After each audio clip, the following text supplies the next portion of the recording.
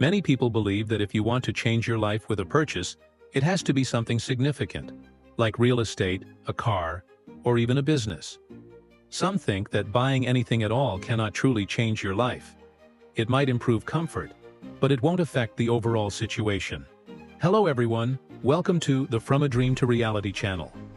My name is Dennis, and in this rather unusual video, I will tell you about the one purchase that changed my life.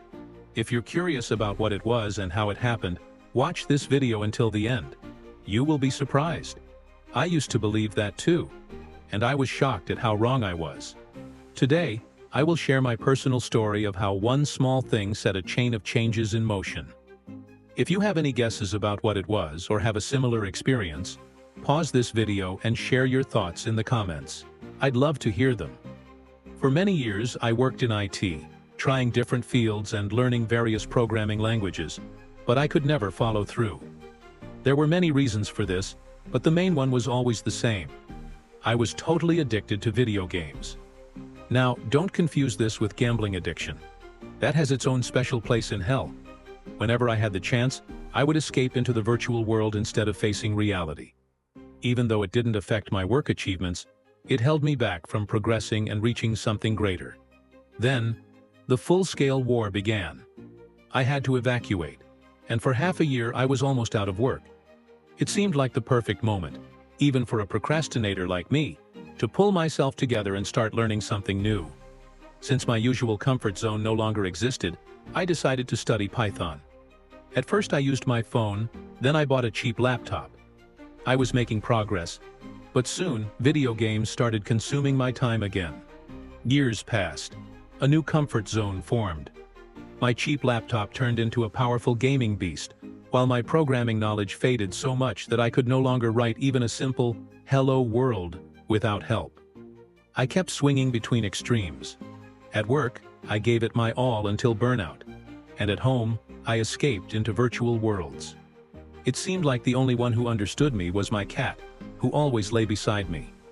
That's when I started asking myself, what am I doing wrong? How can I change this? I tried limiting myself to no games on weekdays. If you think I used that time for studying, you're mistaken. I just started watching other people play on YouTube instead. But at least I began going to bed earlier than 3 a.m. Next, I unconsciously started closing activity rings on my smartwatch during work. It happened naturally on weekdays, but on weekends, I had to put in effort to keep up the streak. Yet, getting that message, "longest streak achieved," felt like a real challenge. Still, in my free time I kept returning to games. Then, one day, I broke my half-year challenge, all because I got a new game for free.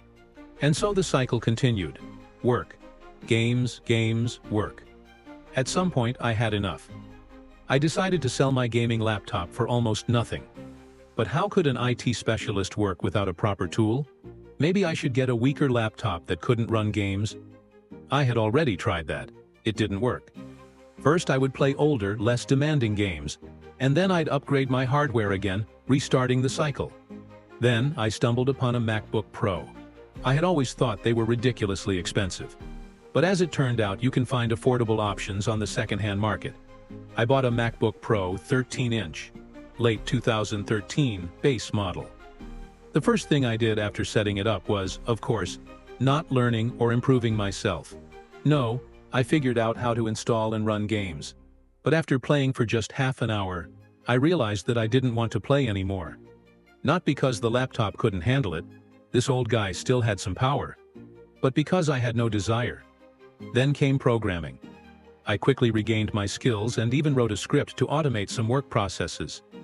That's when I realized that this device had shattered my comfort zone. And in this new environment, I no longer wanted to play. I wanted to work. However, I also discovered that as long as I had a clear task or deadline, I would do anything to complete it. But when I had no tasks, I would stop programming again. Now, I only write code when necessary. So why do I believe that this one purchase changed my life? The answer is simple: video editing. I had dabbled in it before, whenever I felt inspired. I had also wanted to start a YouTube channel for a long time, but something always held me back. But when someone asked me to edit a video postcard, I realized how easy and enjoyable it was on a MacBook.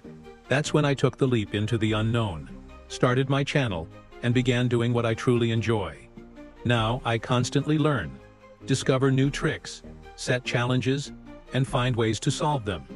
I write scripts, fine-tune AI prompts, all without a Ukrainian keyboard layout. And most importantly, I enjoy it. I'm not saying that everyone should buy a MacBook. Each person has their own master product. Of course, I want a newer, more powerful MacBook, but not for gaming, for improving content quality. Thank you for watching until the end. By now, I'm sure you've realized that this video is not just about a MacBook. Everyone has their own game-changing purchase. Take a moment to think. What is ruining your life? And what could you replace it with? Share your thoughts in the comments. If you enjoyed this video, smash the like button, subscribe, and grow together with me. See you soon.